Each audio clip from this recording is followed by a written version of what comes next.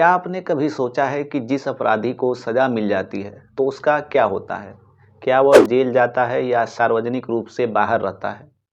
और अगर वह जेल में है तो क्या उसकी सज़ा जारी रहती है या उसे तब तक के लिए निलंबित कर दिया जाता है जब तक कि उसके द्वारा दायर अपील में निर्णय की घोषणा नहीं हो जाती है? क्योंकि आप सभी लोग जानते होंगे कि जब भी किसी अपराधी को सज़ा दी जाती है तो उसे अपनी सज़ा के कई साल जेल में काटने पड़ते हैं। यदि वह न्यायालय के निर्णय से संतुष्ट नहीं होता है तो उसे उच्च न्यायालयों में अपील करने का अधिकार होता है। सीआरपीसी के सेक्शन 389 के सब क्लास 1 में प्रावधान है कि अगर सजा काट रहा अपराधी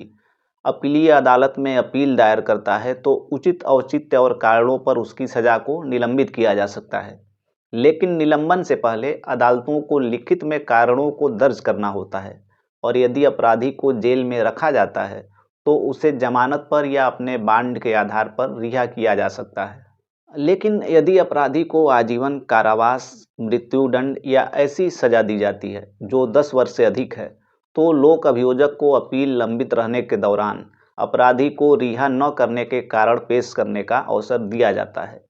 वह उन मामलों में जमानत रद्द करने के लिए आवेदन भी दायर कर सकता है जहां अपराध गंभीर प्रकृति का था। इसके अलावा सीआरपीसी के सेक्शन 389 के सब क्लास 3 में यह प्रोविजन है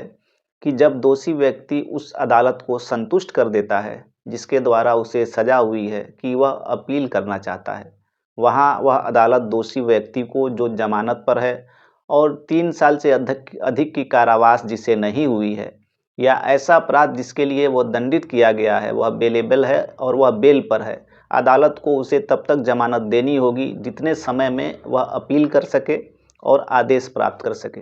परंतु यदि न्यायालय इस प्रकार के प्रकरण में दोष सिद्ध किए गए व्यक्ति को जमानत पर छोड़ दिए जाने से इनकार करता है तो ऐसा इनकार करने के विशेष कारणों का उसे उल्लेख करना होगा कि ऐसा दोष सिद्ध व्यक्ति जिसे कन्विक्ट किया गया है जमानत पर क्यों नहीं छोड़ा जा सकता है और उसका दंडादेश निलंबित क्यों नहीं किया जा सकता है। अगर दोषी जब तक वह जमानत पर रहता है तब तक कारावास की सज़ा को निलंबित समझा जाएगा। तो 389 के सब क्लास 3 में ये प्रोविज़न है। 2 कंडीशन होते हैं, या तो 3 साल से अधिक की कारावास न हुई हो और वो जमानत पे रह रहा हो ड्यूरिंग ट्रायल।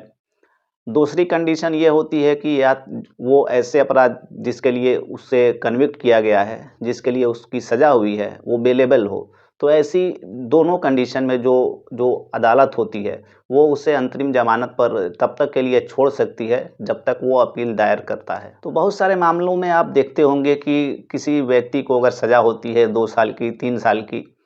तो तुरंत जो है उसको उसी कोर्ट से जहाँ पे सज़ा हुई होती है वहाँ से अंतरिम ज़मानत मिल जाती है और वह व्यक्ति जेल नहीं जाता है। तो इसका सिर्फ़ एक ही कारण होता है, वो जो सीआरपीसी का सेक्शन 389 का सब क्लास 3 है, कोर्ट उसी को फ़ॉलो करते हुए उस व्यक्ति को अंतरिम ज़मानत पर छोड़ देती है ताकि वो अपील दायर कर सके। यानी जिस केस में उसको सज़ा हुई है, उसकी अपील जो है वो ऊपर की कोर्ट में कर सके। तो ये प्रोविज़न जो है 389 सीआरपीसी के सेक्शन 389 के सब क्लास 3 में दिया गया है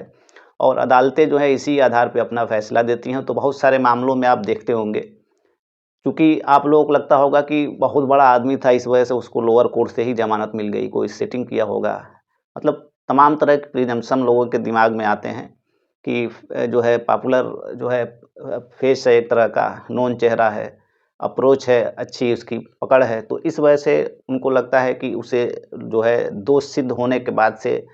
उसके बावजूद भी उसे निचली अदालत से अंतरिम ज़मानत मिल जाती है। लेकिन ऐसा नहीं होता है, कानून के अंदर एक प्रोविज़न है, उसी प्रोविज़न के आधार पे उसको जो है निचली अदालत से, जहाँ जिस अदालत से उसको जो है कन्विक्शन हुआ रहता है, उसी अदालत से उसको जो है अंतरिम ज़मानत मिल जाती है। तो उम्मीद करता हूँ इस छोटे से लेक्चर में आप सभी लोग समझ गए होंगे जो 389 का जो सीआरपीसी का 389 जो सेक्शन है उसके बारे में। तो इस सेक्शन का जो है आप देखेंगे लगातार जो है, चूँकि जो ऑफ़ेंसेस होती हैं, जो बेलेबल होती हैं या ऐसी ऑफ़ेंस जिसमें सज़ा जो है 3 साल से अधिक की नहीं हुई है, वहाँ पे 389 का जो सब क्लास 3 है वो प्रोविज़न लागू होता है और ऐसी स्थिति में जो कोर्ट होती है उनको जो है अंतरिम ज़मानत वहाँ से दे देती है।